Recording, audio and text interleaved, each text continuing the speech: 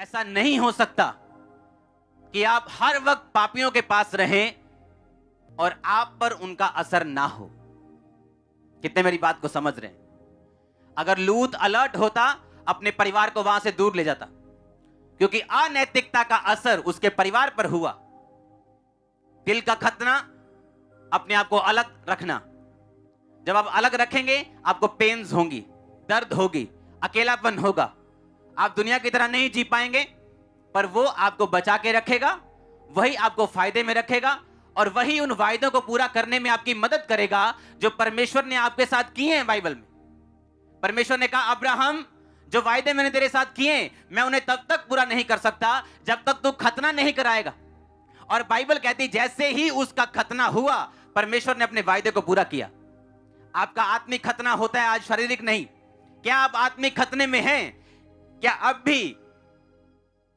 या आप सिर्फ लूत के जैसे क्रिश्चियन हैं जो खुद तो परमेश्वर को मानता है, लेकिन उसे इतनी टेंशन नहीं है कि वो अपने घराने का, अपने आसपास के माहौल का भी ध्यान रख सके और उनको बचा सके। हालेलुया।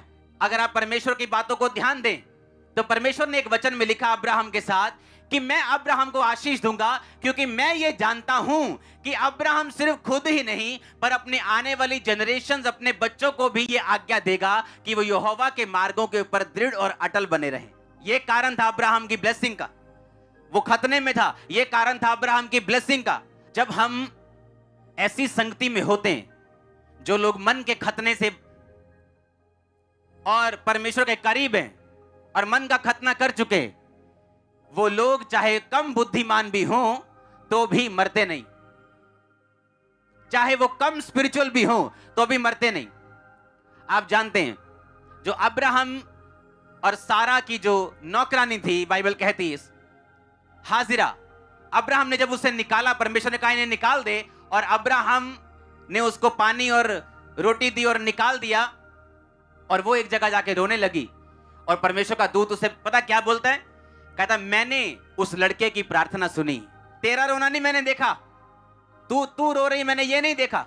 बाइबल कहती वो इसलिए रो रही थी कि अब मेरा लड़का मर जाएगा। दूत ने कहा नहीं, मैंने उस लड़के की प्रार्थना सुनी। पता है क्यों? क्योंकि वो लड़का खतना किया, एक फैमिली का हिस्सा था, अब्राहम का एक हिस्सा था। उसे मालूम था अब्राहम कैसे प्रार्थना करता है, अब्राहम कैसे जब दिक्कत में होता है तो क्या करता है, जब मुश्किल में होता है तो कैसे प्रार्थना करते हैं। उसको देखकर उसको प्रार्थना करनी आती थी और वही उसकी जिंदगी के बचने का कारण बन गई। कितने मेरी बात को समझ रहे हैं? चाहे उस समय शारीरिक रूप से उसका खतना ना हुआ हो, लेकिन वो एक ऐसे धार्मिक परिवार में था जहां उनको प्रार्थना करना और परमेश्वर को प्रसन्न करना आता था।